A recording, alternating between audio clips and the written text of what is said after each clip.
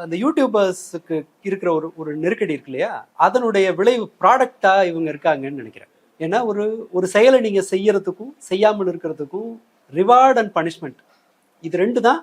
உங்களுக்கு ஒரு பனிஷ்மெண்ட் கிடைக்குதுன்னா நீங்க ஒரு ஒரு செயலை செய்ய மாட்டீங்க, உங்களோட பிஹேவியரா கூட இருக்கலாம், அது செய்ய மாட்டீங்க.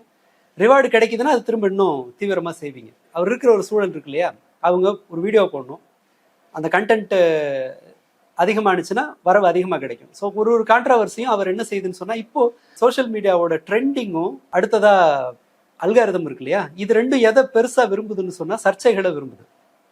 ஒரு சர்ச்சை வரும்போது சர்ச்சையோட பெரிய பலம் பிரைவசி விரும்புதுன்னு எடுத்துக்கலாமா? ஒருத்தங்க லைஃப்ல என்ன நடக்குது இல்ல, அது அது அது கூட இல்ல.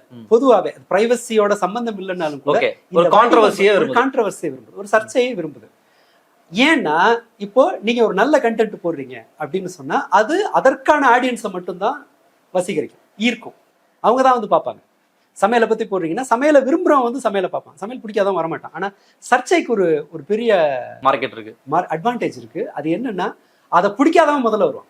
உங்களை அடிக்கிறதுக்காக ஒரு ஒரு கூட்டம் வந்து அதை பார்க்கும், அதை பத்தி கமெண்ட் பண்ணும். நீங்க வெறுமனே பார்த்துட்டு லைக் போடுறது இல்லை.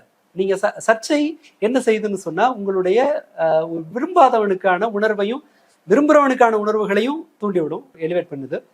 விரும்பாதவனுக்கு வர்ற அந்த கோபம், வெறுப்பு, கிண்டல் பண்றதுக்காக ஏதோ ஒரு கண்டென்ட்டை தேடின்னு சொல்லிட்டு அது வந்து ஒரு பெருந்தொகையான ஆடியன்ஸை ஈர்க்குது.